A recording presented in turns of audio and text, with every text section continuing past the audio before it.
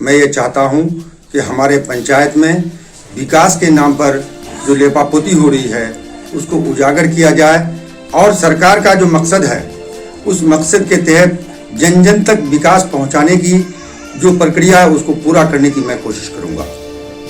इससे पूर्व में जो मुखिया है वो अपनी जगह में क्या उसमें कमी पाया गया, क्या समाज जो है अब उसमें कमी दिखा जो आप मतलब?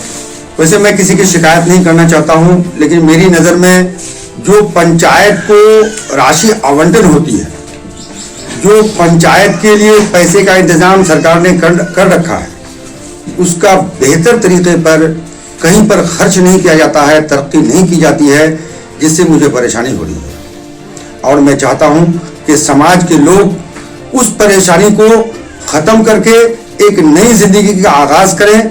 मिसाल के तौर पर पंचायत में 7 निश्चय योजना, जल नल योजना, बिजली योजना और ये जो 3 स्ट्रीम लाइट की बात चल रही थी, उस सिलसिले में मैं कहना चाहता हूँ कि ये 3 स्ट्रीम लाइट उस इलाके में दी जानी चाहिए थी जिस इलाके में बिजली नहीं है। लेकिन हमारे मुखिया या अगल बगल के मुखिया या दीगर मुखिया अभी ये कोशिश कर रहे हैं कि आने वाले दिनों में प्रत्येक 30 मीटर पर एक वेपर लाइट का इंतजाम होगा, वेपर लाइट का इंतजाम किया जा रहा है। मैं अगर उसका कच्चा चिट्ठा खोलना चाहूँ तो ये बहुत बड़ी बात हो जाएगी। मैं ये बहुत बड़ी बात नहीं करना चाहता हूँ, लेकिन इतना ज़रूर करना चाहता हूँ कि सरकार के जरिए जो राशि दी जाती है उसका इंतजाम ठीक तरीके से नहीं चल रहा है।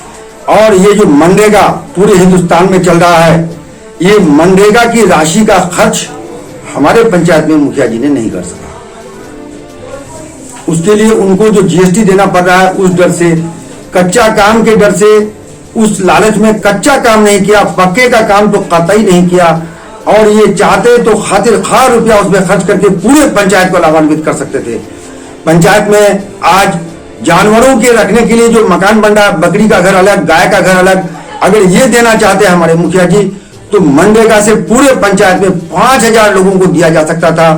और ये मनरेगा में जितनी राशि आती है उसका पहले खर्च मुखिया के जरिया या कमेटी के जरिए की जाती है, बाद में एमडी पूरा होने के बाद वो पैसा मिलता है। अगल बगल के पंचायतों में मैंने जाकर देखा तो वो लोग बेतहाशा तरीके पर बकरियों का घर और गुहार घर दिया, लेकिन हमारे मुखिया जी ने नहीं दिया। अब हम उसकी शिकायत नहीं करना चाहते, वो क्यों नहीं दिया, काहे नहीं दिया, इसमें भी बहुत बड़ी राज है। अगर मैं मुखिया बन गया तो मैं समाज को दिखाना चाहता हूँ कि ये रुपए का इंतजाम और उसका खर्च और लोगों को फायदा किस तरह से होता है, ये इंशाल्लाह आप लोग देख लेंगे। ये मेरी ख्वाहिश और तमन्ना है कि पंचायत का विकास हो। गरीबों की उत्थान के लिए जो कुछ भी करना पड़ेगा वो किया जाएगा। सबके घर तक गली नाली का इंतजाम होगा, सबके यहाँ पहुंचने का रास्ता होगा। गली नाली का जो इंतजाम है वो बेहतर तरीके से होगा और पानी जल नल का इंतजाम है वो बेहतर तरीके से होगा। आज हमारे पंचायत में मुख्यमंत्री ने कई बार कह दिया कि जल नल योजना पूरा होना चाहिए, लेकिन जल नल योजना हमारे पंचायत में कहीं पर भी पूरा नहीं है। किसी भी वार्ड में जल नल आज तक पूरा नहीं हो सका।